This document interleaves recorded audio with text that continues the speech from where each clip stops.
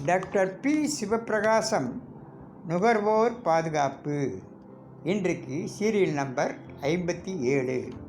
மனை வரி ரசீது வழங்காமல் இழுத்தடித்த நகராட்சி ரூபாய் 40,000 வழங்க வேண்டும். மாவட்ட நுகர்வோர் நீதிமன்றம் தீர்ப்பு. மனை வரி ரசீதிற்கு பணம் வாங்கி கொண்டு ரசீது வழங்காமல் விண்ணப்பதாரரை இழுத்தடித்த தேனி அள்ளிநகரம் நகராட்சி மனுதாரருக்கு 40,000 வழங்க வேண்டும் என தேனி நுகர்வோர் நீதிமன்றம் உத்தரவிட்டுள்ளது.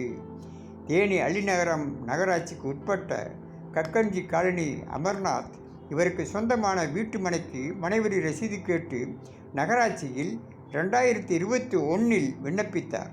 பரிசீலித்த பின் ரசீது தருவதாக கூறி ரூபாய் 300 செலுத்த கூறினார். அந்த தொகையை செலுத்தினார். ஆனால் ரசீது வழங்கவில்லை. நகராட்சிக்கு எதிராக நுகர்வோர் நீதிமன்றத்தில் 2022 வழக்கு தொடர்ந்தார்.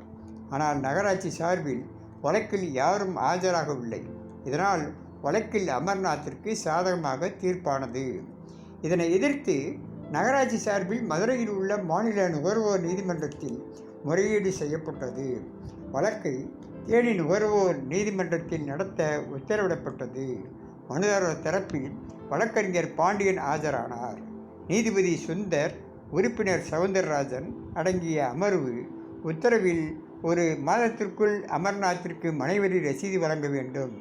சேவை குறைபாட்டிற்கு ரூபாய் 10,000, மன உளைச்சல் ஏற்படுத்தியதற்கு ரூபாய் 10,000 என ரூபாய் 20,000 ஒரு மாதத்திற்குள் வழங்க வேண்டும். வழங்காவிட்டால் 2022 இருந்து 9% வட்டி கணக்கிட்டு வழங்க வேண்டும். மேலும் வழக்கின் செலவுத் தொகையாக ரூபாய் 20,000 என மொத்தம் ரூபாய் 40,000 வழங்க வேண்டும் என தீர்ப்பில் தெரிவிக்கப்பட்டுள்ளது. வணக்கம்.